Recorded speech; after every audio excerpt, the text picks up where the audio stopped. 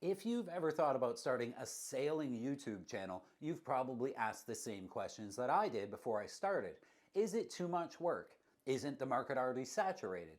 Do I need expensive cameras that I can't afford? And can you actually make any money doing this thing? I've been doing this for years, and I'm going to give you the real answers, not the Instagram version, the truth. What it actually takes, what it actually pays, and what nobody really tells you before you get started.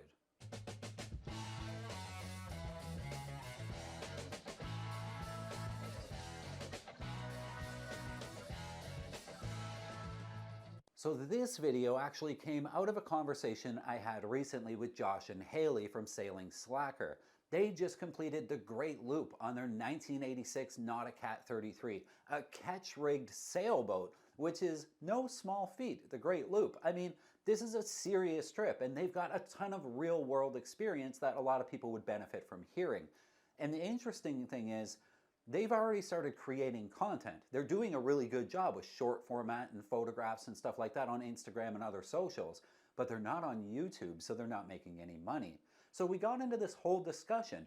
Is YouTube even worth it at this point? Isn't it already saturated? Is it too much work? Can you make any money? Like, is it worth them even trying? And if you're a perfectionist, can you actually make a video that's good enough but not perfect, and not let perfect be the enemy of good, so to speak? And I realized that these are the exact same questions that pretty much everyone has before they start down this road, and what stops a lot of people from doing it. And here are two people who have already done something incredible, something that people would absolutely watch had they have filmed it, and they're still hesitating to start. So that's really what this video is about. If you've got something worth sharing, whether it's sailing or cruising or anything else really, and you're on the fence about YouTube, I want to walk you through what this actually looks like. Not the highlight reel, just sort of the quick reality of it. So let's start with probably the biggest misconception I hear all the time from people, that running a YouTube sailing channel means that you're filming your life 24/7. That you've got cameras rolling from sunrise to sunset every single day, capturing every dolphin, every anchorage, every sundowner. And yeah, if you did that, you'd go insane in about a week. I mean, you'd have terabytes of footage though. That's not really how it works. In reality, most of us batch it. You pick one day a week where you're in what I'd call producer mode or filming mode. That's the day you're thinking about shots and telling a story and making sure things are actually being captured in a way that makes sense for the viewer. The other 6 days, you're just out living your life, having a great time. You're sailing, you're fixing things, you're going ashore, you're doing groceries, you're dealing with whatever the ocean decides to throw at you that week. And if something interesting happens on any one of those normal days, great. That becomes your filming day. If nothing interesting happens, you make something interesting happen if you need to. Like if you need to go get groceries and you haven't filmed yet this week, congratulations, you're now filming a how to provision in Georgetown, Bahamas. If something breaks and you need some footage for that week, that's your episode for the week. Pull into a new harbor, that's your episode. There's always something interesting happening, but if you film one day a week, it's enough. And the key is this. You stop asking, what should I film? And you start asking, what would someone else want to know about that I'm doing right now? That's the whole game. So is it a lot of work? Yeah, on that one day, it's a lot of work. But if that one day is what pays for the other 6, it's not really a bad trade, is it? Now, the next thing people say is, yeah, but it's already saturated. There's so many sailing channels of young, beautiful couples out there sailing on boats that I could never break into the market. And I get that. It feels that way when you scroll through YouTube and you see boat after boat after boat.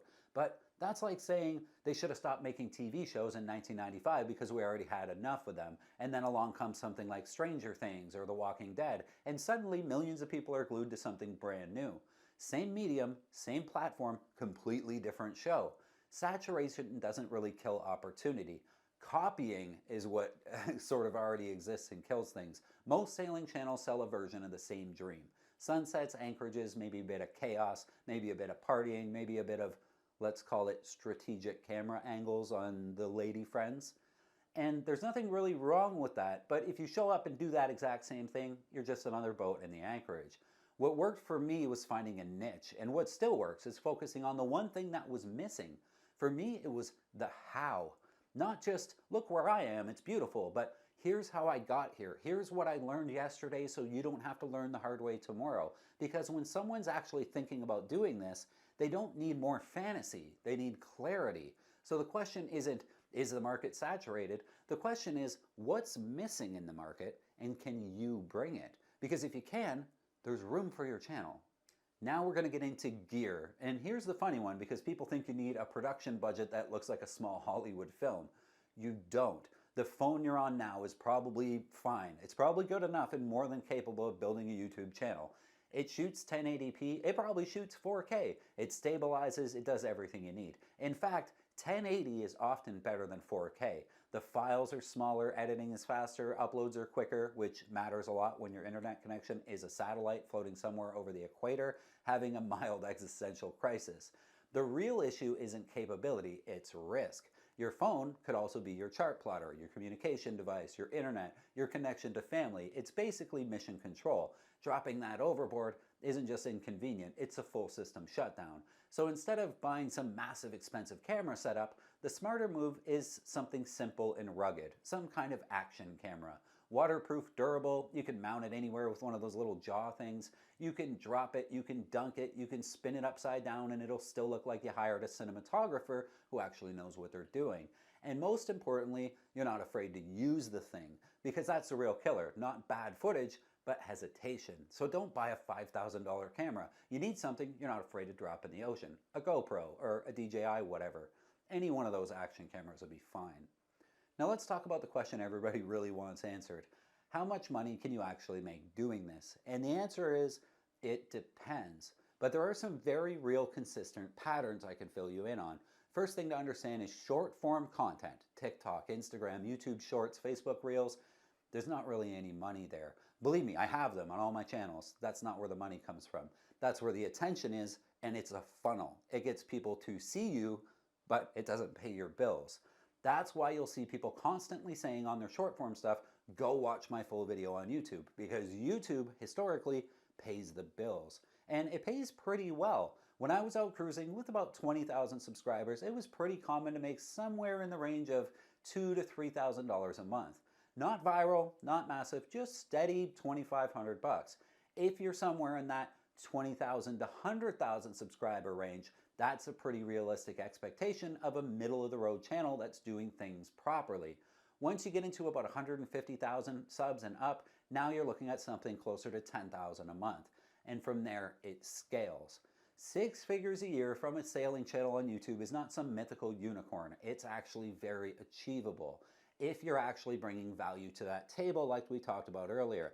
And that's the key. You're not in a lottery here. You're not buying a lottery ticket. It's a business. Most of that income is going to come from 2 places. Ad revenue on YouTube, YouTube placing ads in your videos and before and after, and then direct support like Patreon, where people genuinely value what you're doing, so they chip in a couple bucks every month. Roughly speaking, it ends up being about a 50-50 split. You'll make like $2,500 from Patreon and $2,500 from YouTube if you have, let's say, 50,000 subs. It really is there. The money's there 100%. And when those 2 things are working together, you've got something very real. But again, it comes back to the same question. What are you bringing that people actually need to watch in the sailing world? Are you showing them how to fix boats, how to sail, how to get to that cool new island? What are you teaching me when I watch your video? Because if you solve that problem, the money starts flowing. And then there's the part nobody really wants to talk about. The big deal about having a channel and putting yourself out there on the internet. People are mean. The internet in general is not known for its warm hugs and thoughtful encouragement on your adventure.